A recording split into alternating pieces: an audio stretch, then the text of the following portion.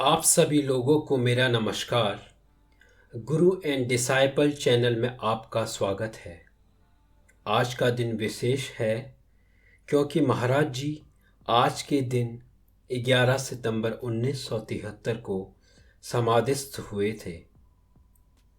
भौतिक शरीर से हम संत को परिभाषित नहीं कर सकते और महाराज जी इस बात को समय समय पर अपने भक्तों को अनुभव कराते हैं। और महाराज जी कहा करते थे, मैं कहाँ गया हूँ, यही तो हूँ। आज मैं आप लोगों को महाराज जी की कुछ लीलाओं से अवगत कराऊंगा। आगे बढ़ने से पहले आप गुरु एंड डिसाइपल चैनल को सब्सक्राइब कीजिए और महाराज जी की लीलाओं से जुड़िए। धन्यवाद। तो पहली लीला, महाराज जी के एक भक्त की पत्नी और बेटी जो उत्तराखंड की एक ठंडी जगह मुक्तेश्वर में थे। 1962 के जाड़ों के दिन थे। पत्नी और लड़की मुक्तेश्वर के मकान में रात्रि में सो रहे थे। उनके कमरे में अंगीठी जल रही थी और किवाड़ बंद थे। कोयले की जहरीली गैस से उन दोनों में बेहोशी पैदा हो गई। ऐसी स्थिति में उन्हें स्वप्न में बाबा जी के दर्शन हुए और बाबा जी उस समय वृंदावन आश्रम में थे। उन्होंने तुरंत अपने भक्तों से अपने कमरे में एक अंगीठी जलवा ली और सब खिड़कियां दरवाजे बंद कर अकेले लेट गए। भक्तजनों को बाबा के इस कार्य से आश्चर्य हुआ। कुछ समय बाद जब उन्होंने दरवाजा खोलकर देखा तो महाराज जी की हालत खराब थी। उन्होंने सभी दरवाजे और खिड़कियां खोली और अंगीठी बाहर की। कुछ ही देर में महाराज जी स्वस्थ हो गए और उधर मुक्तेश्वर में भी इन दोनों को चेतना आ गई। कुछ वक्त के बाद जब इस परिवार को बाबा जी की इस अहेतु कृपा के बारे में पता चला, वे अपने को धन्य समझने लगे। सच ही कहा है, तुम रक्षक काहू को डरना, तुम रक्षक काहू को डरना। जय श्री राम, जय महाराज जी, जय सिद्धि माँ, जय बजरंगा। दूसरी घटना कानपुर की है। एक बार महाराज जी अपने एक भक्त चौधरी जी के घर पधारे थे। चौधरी जी को उन दिनों उत्तर प्रदेश सरकार ने कॉटन मिल का नियंत्रक बना दिया था। घर में चौधरी जी नहीं मिले। उनकी पत्नी ने बाबा और उनके साथ आए हुए लोगों का स्वागत किया और उन्होंने चौधरी जी के ऑफिस में बाबा के आगमन की सूचना टेलीफोन द्वारा भेजी और साथ ही उन्हें घर लाने के लिए कार भी। ट्यूनिस वेस्ट उस मिल के मालिक थे और चौधरी साहब उस समय उनसे मिल के संबंध में गहन वार्तालाप कर रहे थे। फोन पाते ही उन्होंने तुरंत वार्ता स्थगित कर दी और वे घर जाने के लिए आतुर हो गए। वेस्ट साहब को उनका यह आचरण बुरा लगा और उन्होंने कारण पूछा। अपने घर में गुरु के आगमन की बात कहते हुए चौधरी साहब बोले, अगर आपको भी चलना है तो आप भी आ सकते हैं। यद्यपि वेस्ट साहब की इसमें कुछ भी रुचि न थी, फिर भी कुछ न कहकर वह चौधरी साहब के साथ गए। बाबा ने जब ट्यूनिस साहब को देखा तो चौधरी से बोले, तू इसे क्यों ले आया? यह आना ही नहीं चाहता था। जब चौधरी साहब ने ट्यूनिस साहब से बाबा जी के प्रश्न के बारे में पूछा तो वे बोले, उस वक्त मेरा दिमाग खराब हो रहा था। बाबा जी फिर कहने लगे, इससे कह दे कि इसकी पत्नी इंग्लैंड पहुंच गई है, उसका ऑपरेशन हो चुका है, चिंता की कोई बात नहीं, ठीक हो जाएगी। इस पर ट्यूनिस साहब बोले, वह बिल्कुल स्वस्थ थी और ऑपरेशन का तो प्रश्न ही नहीं उठता। इसके बाद उन्होंने तुरंत इंग्लैंड में संपर्क किया और उन्हें यह जानकर आश्चर्य हुआ कि ऑपरेशन पिछली रात हुआ है। ट्यूनिस वेस्ट बाबा की वार्ता से अत्यधिक प्रभावित हुए और चौधरी जी से पूछने लगे, बाबा इतनी जल्दी सब जान कैसे गए? सच ही कहा है, पवन तनय बल पवन समाना। जय श्री राम, जय महाराज जी, जय सिद्धि माँ, जय बजरंगा। एक भक्त बाबा जी से अकबरपुर में डाक बंगले के पास मिले और बाबा जी उनकी ओर देखकर बोले, देख तेरी चाची का लड़का हुआ है, कह देना उसका नाम पवन रखे, वह जीवित रहेगा। बाबा जी की बात सही उतरी। लड़के का नाम घर वालों ने पवन ही रखा। बच्चा जीवित, और भक्त की चाची का कभी कोई बच्चा जीवित नहीं रह पाया था। पवन अब बड़ा हो चुका है और स्वस्थ है। जय श्री राम, जय महाराज जी, जय सिद्धि माँ, जय बजरंगा। और ये लीला महाराज जी के नासे रोग हरै सब पीरा, जपत निरंतन हनुमत वीरा, इसको चरितार्थ करती है। और ये लीला है महाराज जी के अनन्य भक्त केहर सिंह जी के। केहर सिंह जी की जीभ के नीचे मांस का एक लोथड़ा उभर आया था जो उन्हें खाने पीने में कष्ट देता था।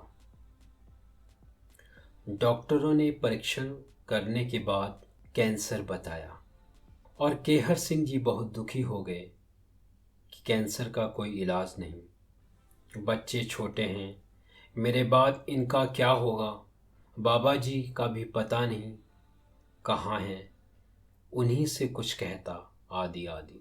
तभी कुछ वक्त के बाद महाराज श्री लखनऊ पहुँचे और वहाँ एक भक्त के घर में सूरज बाबू से कहा, मेरे लिए पानी ले आओ।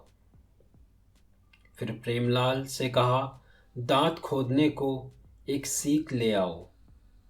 जब दोनों विदा हो गए तो केहर सिंह जी के पास जाकर बोले, अब बता क्या कहना चाहता है।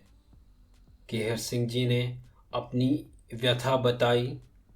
तभी बाबा जी ने उन्हें अपने सीने में लिपटा लिया और अपनी दाहिनी हथेली से उनके सिर को कई बार जोर से मला, फिर चेहरे को भी, और फिर छोड़ दिया, पर कहा कुछ नहीं। कुछ दिन के बाद केहर सिंह जी ने टेस्ट कराया और डॉक्टरों के लिए यह अजूबा ही था, कैंसर ग्रोथ न जाने कहाँ गई। सच ही कहा है, नासे रोग हरे सब पीरा, जपत निरंतन हनुमत वीरा। जय श्री राम, जय महाराज जी, जय सिद्धि माँ, जय बजरंगा। और यह लीला जापे कृपा दृष्टि तुम करहूँ, रोग शोक दुख दारिद्र हरहूँ को चरितार्थ करती है। लीला है महाराज जी के भक्त वर्मा जी की बेटी शांति, जो एक असाध्य रोग से ग्रसित हो चली थी। ऐसे रोगों के उपचार हेतु न तो उपयुक्त विशेषज्ञ थे और न ही इलाज की व्यवस्था। फिर भी वर्मा जी ने मैनपुरी जैसी जगह में भी इलाज पाने में कोई कसर न छोड़ रखी थी, अपनी एकमात्र संतान शांति के आरोग्य लाभ हेतु। घर में सीसी बोतलों की भरमार हो चली थी, परंतु शांति की तबीयत और खराब होती चली जा रही थी। तब एक दिन महाराज जी आ पहुंचे और आते ही शांति के कमरे में जाकर बिगड़ गए और बोले, मेरी लड़की को मार डाला, साथ में कमरे में जितनी सीसी बोतलें थीं उन्हें भी पटक दिया। महंगी दवाओं की यह दुर्गति देख शांति की माँ आश्चर्यचकित होने के साथ दुखी भी हो गई। तब बाबा जी ने अपने कंबल से नोटों की भरमार बिखेरते हुए कहा, ले कितना खर्च हुआ तेरा इसके इलाज में, ले ले। शांति की माँ यह सब लीला देखकर और भी त्रस्त हो गई। तभी बाबा जी के आगमन की सूचना पाकर वर्मा जी भी आ गए। यह सब देख सुनकर विनीत हो महाराज जी से क्षमा मांगने लगे। तभी सारे नोट गायब हो गए। पूछने पर महाराज जी बोले, हनुमान बैंक से आए थे, हनुमान बैंक में वापस चले गए। शांति ने शीघ्र स्वास्थ्य लाभ करना प्रारंभ कर दिया था और कुछ ही काल के भीतर स्वतः पूर्णतया स्वस्थ हो गई थी। जापै कृपा दृष्टि तुम करहूं, रोग शोक दुख दारिद्र हरहूं। जय श्री राम, जय महाराज जी, जय सिद्धि माँ, जय बजरंगा। शक है मिलना नहीं चाहते थे। एक बार महाराज जी आगरा में किसी भक्त के वहाँ ठहरे हुए थे और एकाएक खड़े हुए बोले, हम जाते हैं। कहाँ जा रहे हैं पूछने पर वे बोले, कुछ लोग आ रहे हैं, हम उनसे मिलना नहीं चाहते। ऐसा कहते हुए बाहर चले गए। भक्त जब तक अपनी कुर्सी से उठकर छोटे बाग में पहुँचे, बाबा का कहीं पता न था। वे हवा में विलीन हो गए। आपको उनके इस प्रकार अदृश्य होने पर आश्चर्य तो हुआ, पर युवा स्वभाव होने के कारण आपने इस घटना पर अधिक ध्यान नहीं दिया। कुछ ही देर के बाद 5-6 व्यक्ति घर पर उपस्थित हुए और महाराज जी के बारे में पूछने लगे। यह जानकर कि महाराज जी अभी अभी चले गए, वे निराश होकर लौट गए। इस प्रकार की अनेकों अनेक घटनाएं महाराज जी के भक्तों के द्वारा अनुभव की गई है। यह बात है प्रोफेसर मुखर्जी के घर की। प्रोफेसर मुखर्जी के घर पर महाराज जी का छायाचित्र लगा था और उन्होंने छायाचित्र को खीर का भोग लगाया। वे खीर के कटोरे को कहीं छोड़कर किसी काम से दूसरे कमरे में चले गए। लौटकर देखा तो उस कमरे में छायाचित्र के ऊपर से खीर टपकती हुई दिखाई पड़ी। उन्हें बहुत आश्चर्य हुआ और उन्होंने अपने घर में सभी लोगों का ध्यान इस ओर आकर्षित किया। महाराज जी उन दिनों इलाहाबाद में नहीं थे। संयोगवश फिर भी छायाचित्र ने खीर का भोग स्वीकार किया। प्रबल प्रेम के पाले पड़ते, प्रभु को नियम बदलते देखा है। प्रभु का मान भले टल जाए, पर भक्त के मान गुण टलते देखा है। जय श्री राम, जय महाराज जी, जय सिद्धि माँ, जय बजरंगा। और आप मेरे साथ जुड़े रहिए महाराज जी